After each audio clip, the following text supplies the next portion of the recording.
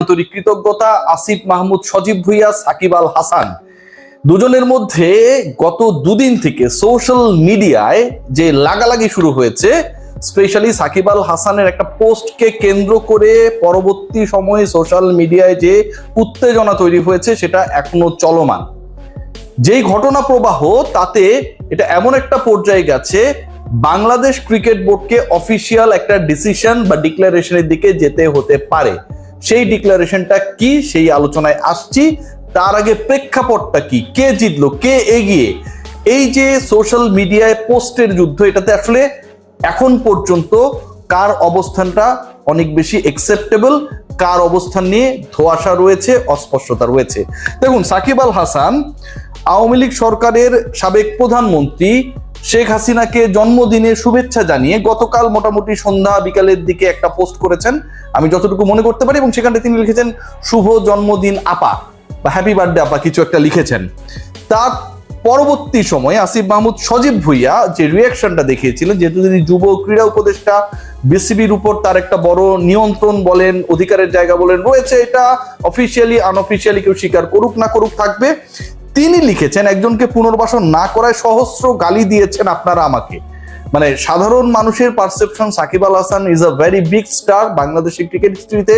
তিনি রাজনীতি যতই করেন না কেন, এই স্ট্যাটগুলোকে বা সাকিবের কন্ট্রিবিউশনের জায়গাটাকে কেউ মুছে ফেলতে পারবে না।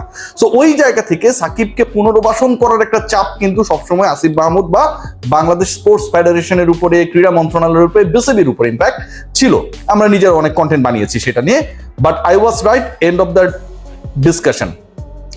তার মানে তিনি বলছেন যে তাকে পুনর্বাসন করার জন্য যে প্রেসার ক্রিয়েট করা হয়েছিল, গালিগালাজ করা হয়েছিল, এন্ড অফ দ্য ডে তিনি ঠিক ছিলেন, তার মানে তিনি পুনর্বাসন করেন নাই। এটার প্রেক্ষিতে সাকিব আল হাসান, খেয়াল করে দেখুন, তিনি একটাবার ফেসবুকে স্ট্যাটাস দিয়েছেন, এবং সেই স্ট্যাটাসকে কেন্দ্র করে আমি যদি সাকিব আল হাসান স্ট্যাটাসটা যাই, সবচেয়ে বড় ধরনের আলোচনাটা ক্রিয়েট হয়েছে। সাকিব আল হাসান যে স্ট্যাটাসটা দিল, মানে আসিফ মাহমুদ, সজীব ভুঁইয়া যখন জানিয়ে দিলেন যে সবাই গালি দিল, আমি শেষ পর্যন্ত তাকে পুনর্বাসনের ক্ষেত্রে কোনো ধরনের প্রোঅ্যাক্টিভ ভূমিকায় ছিলাম না, তিনি বললেন যাক শেষমেশ একজন স্বীকার করে নিলেন যে তার জন্য আমার আর বাংলাদেশের জার্সি গায়ে দেয়া হলো না। কেউ একজন স্বীকার করে নিলেন, মানে আসিফ মাহমুদ যেহেতু বলেছেন যে পুনর্বাসন তিনি করেন নাই এবং তিনি ঠিক ছিলেন, তার মানে আসিফ মাহমুদ স্বীকার করে নিলেন according to the status of Shakib Al Hasan যে তার জন্যই, আসলে আসিফ মাহমুদের জন্যই বাংলাদেশের জার্সি আর সাকিব পড়তে পারলেন না, বাংলাদেশের জন্য খেলতে পারলাম না। সাকিব বলছেন ফিরবো হয়তো কোনো একদিন আপন মাতৃভূমিতে, ভালোবাসি বাংলাদেশ।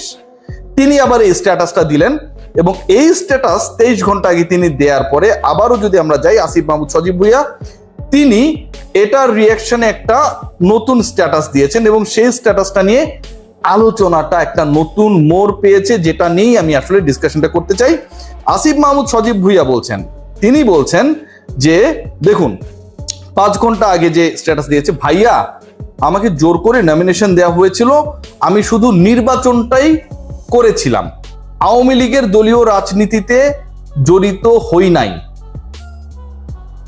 এই যে কথাটা, এই যে বক্তব্যটা, that was a part of a WhatsApp chat, যতটুকু আমি জানতে পেরেছি যে সাকিব আল হাসান আসিফ মাহমুদ, সজীব ভুঁইয়ার কাছে এরকম একটা টেক্সট দিয়েছিলেন, এবং সেখানটায় তিনি লিখেছেন ভাইয়া আমাকে জোর করে নমিনেশন দেওয়া হয়েছিল, মানে আওয়ামী লীগ তাকে জোর করে নমিনেশন দিয়েছিল, যে কারণে তিনি ইলেকশন করেছিলেন, এবং আওয়ামী লীগের দলীয় রাজনীতির সাথে তিনি জড়িত হন নাই।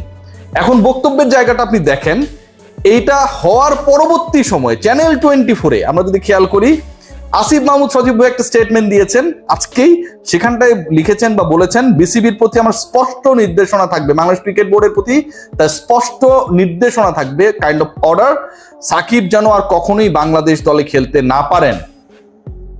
এরপরের বক্তব্য যেটা, ইতোপূর্বে এটা আমি বোর্ডকে এভাবে না বললেও এখন বোর্ডের প্রতি আমার স্পষ্ট নির্দেশনা, মানে এর আগে তিনি ক্রিকেট বোর্ডকে ইনফ্লুয়েন্স না করলে এখন সরাসরি তিনি নির্দেশনা দিচ্ছেন সাকিব আল হাসান কখনোই বাংলাদেশ টিমে আর খেলতে পারবেন না।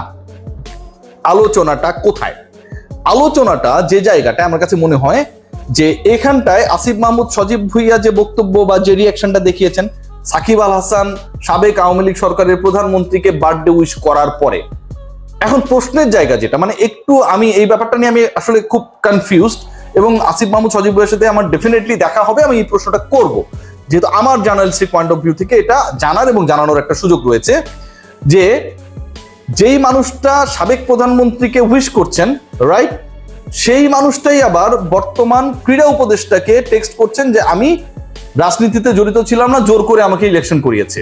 সো এটা কিন্তু ডাবল স্ট্যান্ডার্ড, এটা টোটালি ডাবল স্ট্যান্ডার্ড। এবং এই ডাবল স্ট্যান্ডার্ডে যে ঘটনাটা ঘটছে খেয়াল করে দেখবেন, সেটা কিন্তু সাকিব আল হাসানের দুইটা বক্তব্যের প্রেক্ষাপটে।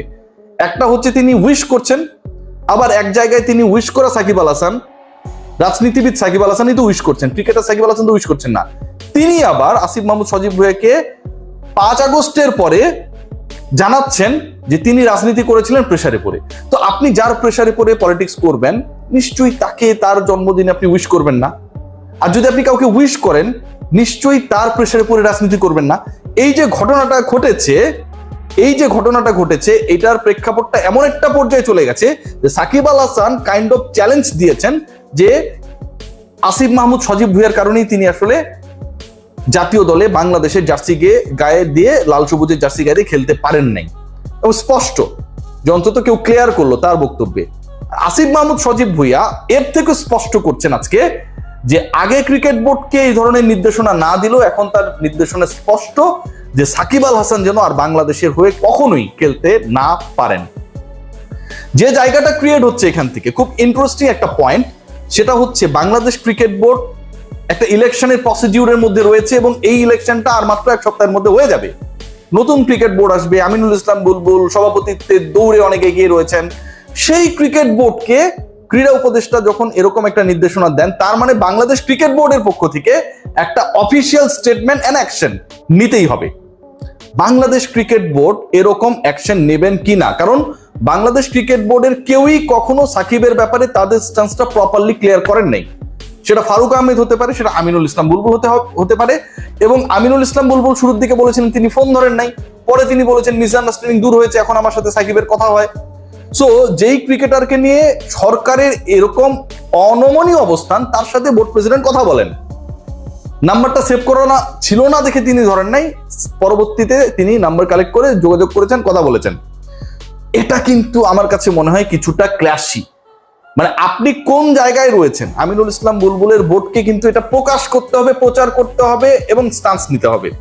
ইদার সাকিবের বিরুদ্ধে তাদেরকে স্ট্যান্স নিতে হবে, অর আগে যেভাবে ছিলেন সেই অবস্থায় থাকতে হবে। বাট সেটা থাকার সুযোগটা আমি খুব বেশি দেখছি না। এখন একটা এমন সিচুয়েশন ক্রিয়েট হয়েছে আমার কাছে মনে হয় যে ইটস লাইক যে আওয়ামী লীগ ভার্সেস এনসিপি বা নিউ বাংলাদেশ না, সাকিব ভার্সেস সরকার একটা পর্যায়ে চলে গেছে।